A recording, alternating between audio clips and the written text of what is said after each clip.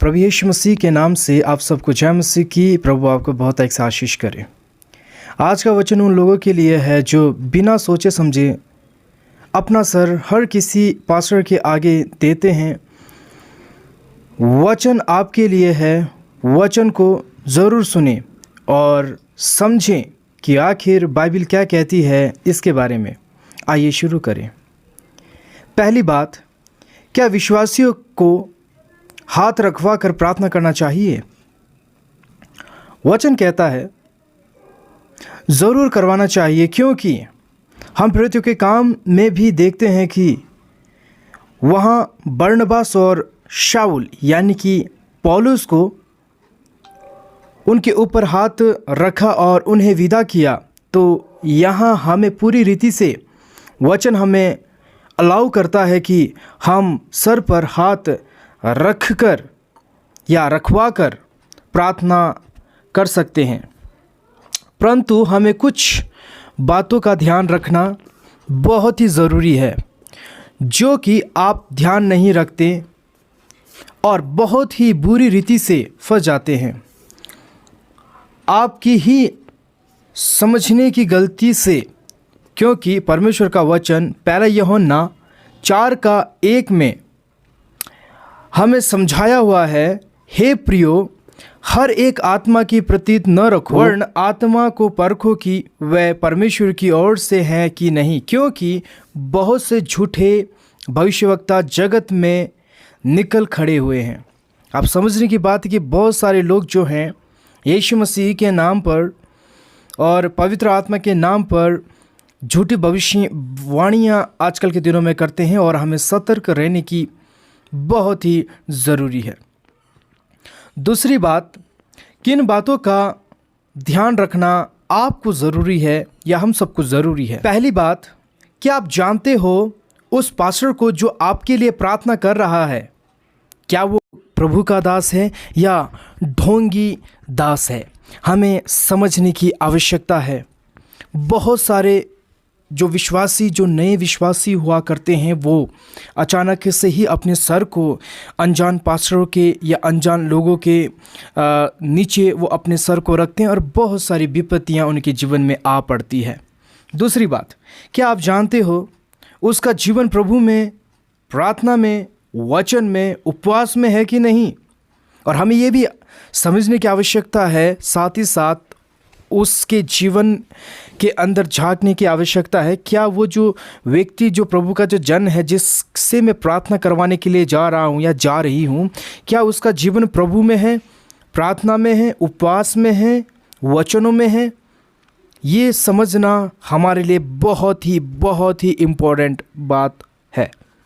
तीसरी बात, क्या आपको अगुवाई हो रहा है प्रार्थना कराने के लिए? क्योंकि परमेश्वर ने हमें परखने की आत्मा दी है, क्योंकि झूठे भविष्यवक्ता भी बहुत सारे घूम रहे हैं आजकल के इन दिनों में। बहुत सारे लोग घूम रहे हैं।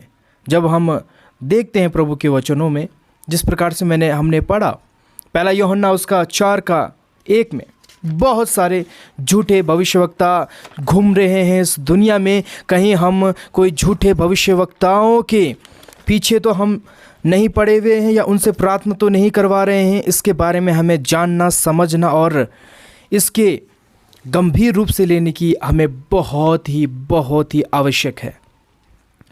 और तीसरी बात, और आपका जीवन कैसा है परमेश्वर के सामने?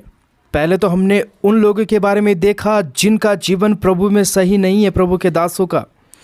अब हम जब प्रार्थना करवाने के लिए जाते हैं, अपने सरों को परमेश्वर के हाथ को अपने सर पर रखने की हम प्रयास करते हैं और हम ये आशा रखते हैं कि अगर कोई परमेश्वर का दास हमारे सर के ऊपर हाथ रख कर प्रार्थना करेगा तो हम चंगाई पाएंगे, छुटकारा पाएंगे।